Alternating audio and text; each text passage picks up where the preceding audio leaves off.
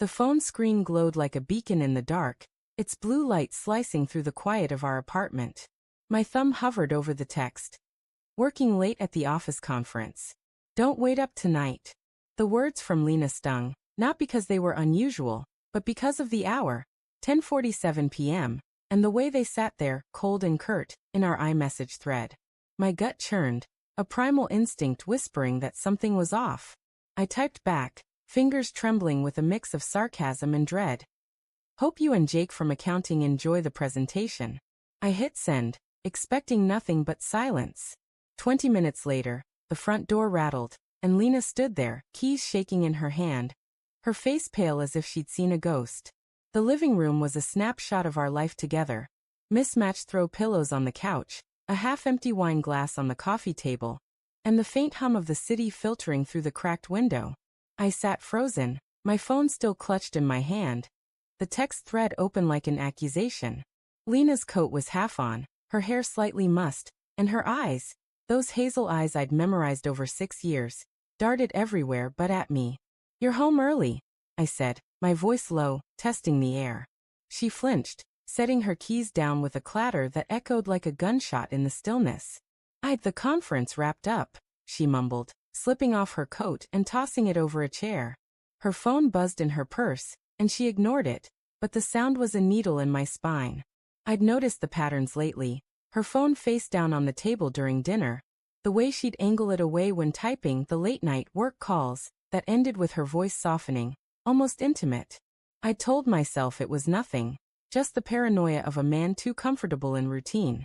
But now, with her standing there, her cheeks flushed and her excuses thin, the doubts I'd buried clawed their way to the surface. Jake from accounting, huh? I said, leaning back, forcing a smile that felt like a grimace. Must have been some presentation. Her eyes snapped to mine, wide with something: guilt? Fear? Anger? She opened her mouth, then closed it, her fingers twisting the hem of her blouse. It was just a joke, Lena, I added, softer now, giving her an out. But my heart pounded, begging her to take it, to laugh it off, to prove me wrong. It's not what you think, she said finally, her voice barely above a whisper. She sat on the edge of the couch, too far from me, her hands clasped tightly in her lap. He's a colleague. We were working on the quarterly report. Her words sounded rehearsed, like lines from a script she'd been practicing in her head on the drive home. I wanted to believe her. God, I wanted to. But the air between us was thick with unspoken truths. And her phone buzzed again, relentless, like a heartbeat we couldn't ignore. Then why rush home? I asked, my tone sharper than I intended. Why the shaking hands, Lena? Why does it feel like you're hiding something? My voice cracked on the last word, betraying the hurt I'd been swallowing for weeks. Her social media had been a minefield of vague clues. A tagged photo from a team happy hour she hadn't mentioned, a late-night Instagram story of a city skyline I didn't recognize, her location sharing turned off when it used to ping me every evening. I'd rationalized it all. Work stress, new responsibilities, maybe even my own insecurities projecting onto her. But now, with her sitting there, avoiding my gaze, the rationalizations crumbled. I'm not hiding anything, she said, but her voice wavered, and she reached for her phone, silencing it without looking. That small gesture was a spark to dry tinder. Then show me, I said, standing now, my pulse roaring in my ears. Show me the texts, the calls, the work emails. Prove I'm just being paranoid. The words felt like a betrayal of my own trust in her, but they spilled out anyway, raw and desperate. Lena's face hardened, her jaw tightening. You don't trust me, she said, not a question but an accusation. After everything you think I'd. She stopped, her breath hitching, and for a moment, I thought she might cry. But she didn't. Instead, she stood, grabbing her purse. I need some air, she muttered, heading for the door. Don't, I said, stepping in front of her, my voice softer now, pleading. Don't run from this, Lena. Talk to me. My hand reached for hers, but she pulled away, her fingers cold and trembling. The distance between us wasn't just physical. It was a chasm, built from weeks of half-truths and late-night silences. I thought of the early days, when we'd stay up texting until dawn, our phones lighting up with goofy emojis and promises of forever. Now those same devices were weapons, their screens hiding secrets I wasn't sure I wanted to uncover. I'm not running, she said, but her eyes were glassy, her voice thick with something unspoken. I can't do this right now. She pushed past me, and the door clicked shut behind her, leaving me alone with the hum of the city and the weight of my own doubts. I sank onto the couch, my phone still in hand, the text thread glaring up at me. I scrolled back, searching for the moment things changed. There a month ago, a message from her at 1 a.m. Caught up at work, don't worry. Another, 2 weeks later. Networking event, might be late.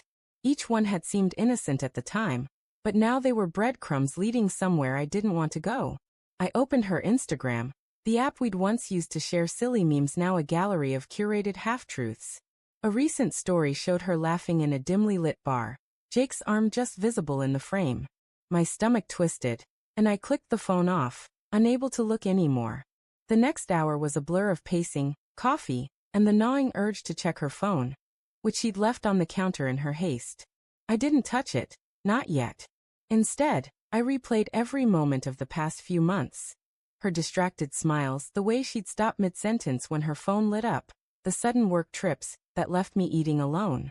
I'd told myself it was her ambition, her drive to climb the corporate ladder. But ambition didn't explain the late-night whispers, or the way she'd started locking her phone with a passcode I didn't know. When she returned, her eyes were red, her mascara smudged. She didn't speak, just sat across from me, her phone still buzzing in her purse like a trapped insect. Tell me the truth, I said, my voice steady despite the storm inside me. No more excuses. No more work. Just tell me. She looked at me then, really looked at me, and the weight of her gaze was unbearable. It's not an affair, she said, her voice breaking.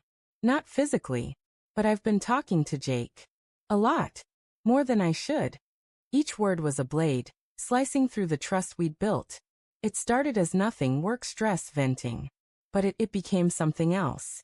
Emotional, maybe. I don't know. The room spun. Emotional infidelity. Somehow it hurt worse than the physical could have. Why? I asked, my voice barely a whisper. Why him? Why not me? I didn't mean for it to happen, she said, tears spilling now. You were always here, but I felt alone. Work was crushing me, and Jake, he listened. She reached for my hand, but I pulled back, the sting of her words too fresh. I love you, she said, desperate. I swear I do. I got lost. I wanted to scream, to throw her phone against the wall, to demand every detail of their late-night chats. But all I could do was sit there, the man I thought I was crumbling under the weight of her confession. What now? I asked, my voice hollow. I don't know, she whispered, and the honesty in her voice was the final twist of the knife. We sat in silence, the city's hum filling the void, our phones lying between us like evidence of a crime neither of us could undo.